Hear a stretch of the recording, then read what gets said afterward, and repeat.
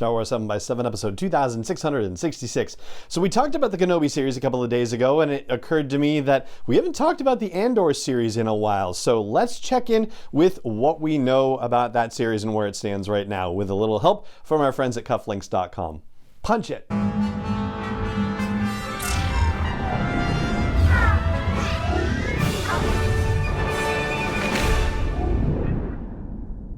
Hey Rebel Rouser, I'm Alan Voivod, and this is Star Wars 7 by 7, your daily dose of Star Wars joy, and thank you so much for joining me for it. So, quarries are a big deal when it comes to the Andor series, and there's also a Rise of Skywalker connection of sorts. Don't worry, it's not a crazy conspiracy theory thing. It'll make sense very soon. So here's what we know for sure. Andor is in post-production at this point. They've stopped filming sometime in September, and it was by September 27th, I believe, that Diego Luna was doing an interview and said, yep, we're all done, that's it. So that much we know for sure. We also know that it was supposed to be done earlier, but hey, COVID, right? So yeah, don't freak out. Everything's fine as far as we know. So now it's on to the editing and the special effects and the CGI and all that stuff, right? I mean, this is essentially as large as a film production, and it's going to be significantly longer in terms of its runtime than an actual film. So yeah, they've got a ton of work to do to bring this to fruition. As far as the cast goes, we know a little bit more than we did when we got most of the major cast announcements. Of course, Genevieve O'Reilly is going to be back as Mon Mothma. She, along with Diego Luna as Cassian Andor, are just about the only characters with whom we are already familiar. Stellan Skarsgård gave an interview in June of this year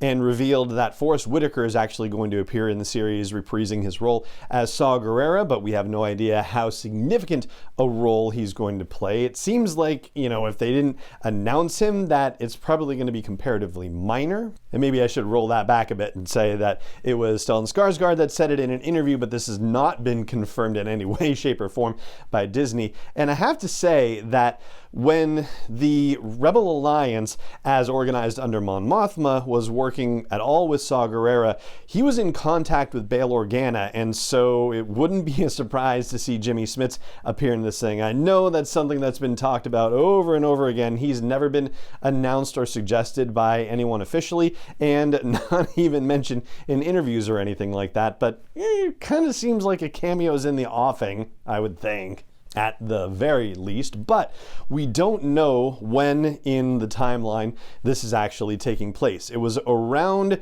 a year before the events of Rogue One that the Alliance, as we've come to know it in the original trilogy, cut ties with Saw Gerrera because they were at the point where their methods were just separating from each other. They were too violent for Mon Mothma's tastes. But even a year prior, in 2 BBY, there was an episode, actually, I think it was a pair of episodes, in Star Wars Rebels where Saw Gerrera teamed up with some of the Ghost crew to investigate Geonosis, and reports about the sterilization of the planet and whether anything had been going on there that might lead to revealing the existence of a Death Star. That's the thing that he was tracking his big conspiracy theory that turned out to be true. And Diego Luna himself has talked about the show back in the sizzle reel in December that they showed at the Disney Investor Day, that this is about the building of a revolution. So it does suggest that we are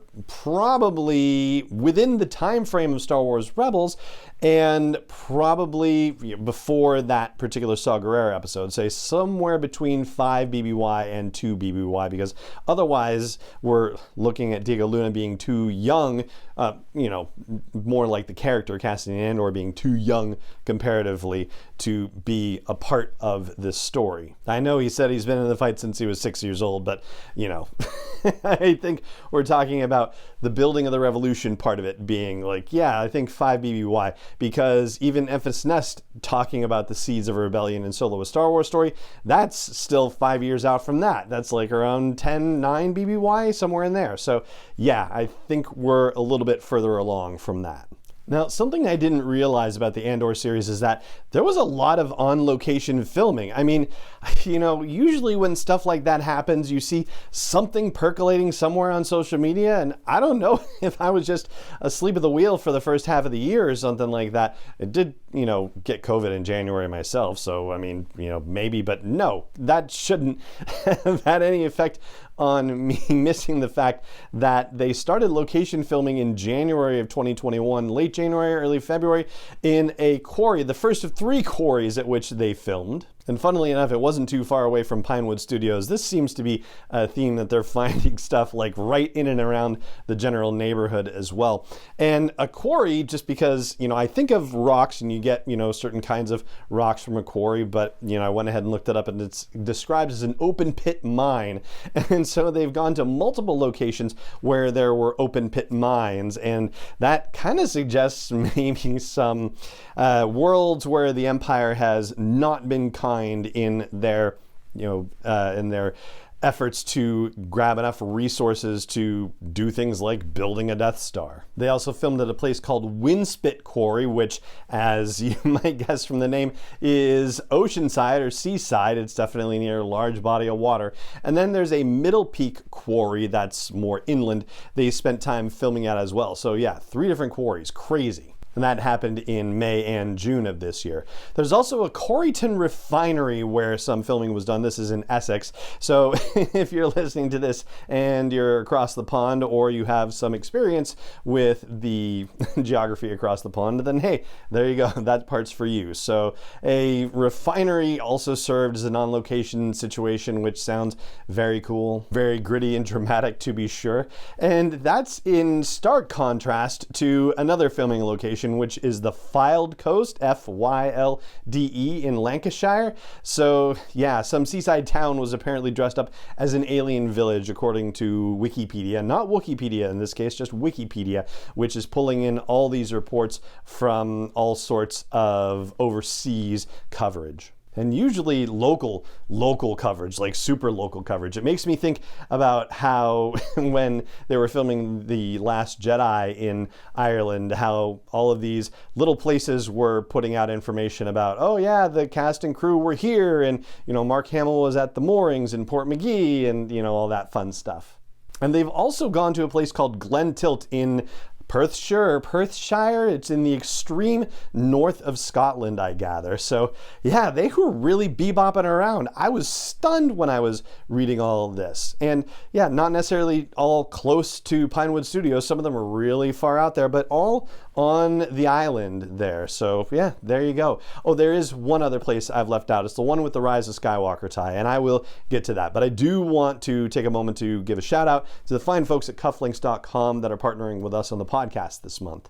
As I've mentioned before, they are the exclusive official licensor of cufflinks for Star Wars, and the company is actually a small family-run business. It's owned by 3 brothers who love Star Wars, and you can tell by the stuff that they put out. I mean, I've been showing off and building this accessory suite, as I've been calling it, the Mando Mythosaur tie and the Grogu tie bar, and now I'm actually donning a pair of cufflinks from cufflinks.com. How about that? These are Boba Fett cufflinks, and it is the 3D helmet Boba Fett cufflink. I'm used to cufflinks that are flat, but no, these are actually like 3-dimensional representations of the helmet. They are wicked cool, and this all is just 1,000th of what they have. I mean, I have 3 items of theirs on, and they have more than 3,000 items from a whole host of brands, not just Star Wars. And right now, it doesn't matter whether it's Star Wars or anything else on the site, you can take 15% off site-wide on your order if you just use the promo code SW7X715 at checkout. Once again,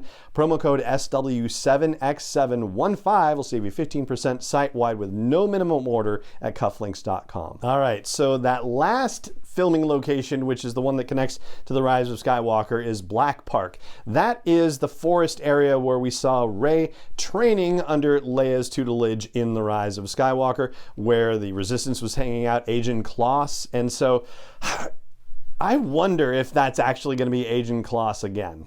I'm pulling my Rise of Skywalker visual dictionary out to read about this. It says, about Agent Kloss, prior to the outbreak of the Galactic Civil War, Alderaanian scouts charted but deliberately hid from the Senate the world of Agent Kloss, located in a patchily explored stretch of space off the Selenon Spur. It was shortlisted along with nearby Yavin 4 and Dantooine as a potential home for a rebel base, though the shifting battlefront against the Empire meant it was ultimately not used during the conflict. So maybe if it appears, it's not going to appear as a base, but maybe more like a storehouse for munitions or medical supplies or rations, that sort of thing. And maybe there's a building of that place as a storehouse for supplies. So there you go. All right, that is what we know right now about the Andor series, and that is going to do it for this episode of the show. It just remains for me to say thank you so much for joining me for it, as always, and may the Force be with you wherever in the world you may be. 7x7 is not endorsed or sponsored yet by Lucasfilm Limited, Disney, or 20th Century Fox, and is intended for entertainment and information purposes only. Star Wars, the Star Wars logo, all names and pictures of Star Wars characters, vehicles, and any other Star Wars related items are registered trademarks and/or copyrights of Lucasfilm Limited, or their respective trademark and copyright holders. May the Force be with them. All original content is copyright 2021 by Star Wars 7x7. We hope you love it.